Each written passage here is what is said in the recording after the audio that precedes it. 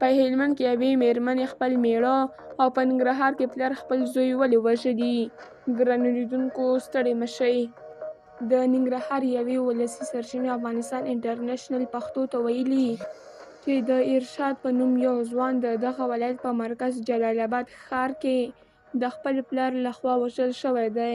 سرچینې د څلورنۍ یا چهارشنبې پر شپه د غویي پر 10مه ډیره کړې چې نوموړی ځوان سمبوده مخکې له جرمني څخه هیواد ته ستون کړی شوی و. د سرچینې په وینا دا پیښه د جلال آباد ښار په قاسم آباد سیمه کې شوې ده. سرچینې د دغې پیښې د لامل په تړاو څه نه دي ویلي.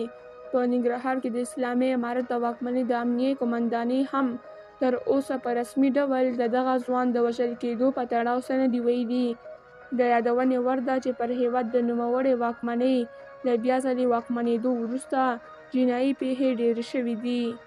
له هلمند څخه سرچینې وایي چې په مارجې ولسوالۍ کې یوې میرمنې خپل میړه په ډزو ویشتلی او وژلی دی.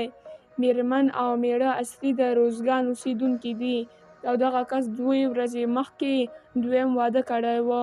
د نوموړي ولایت د مارجې ولسوالۍ امنیې قومندانۍ هم پیښه منلې او وایي چې له کورني تاوتریخوالي له کبله یو کس وژل شوی. چارواکو ډیره کړې چې وژل شوی کس 40 کلن دی او د خپلې میرمنې له لوري په ډزو وژل شوی. د یادو ځایي چارواکو په خبره د پیښې په اړه پلټنې روانې دي. ګرانو لیدونکو له ملتیا مو مننه.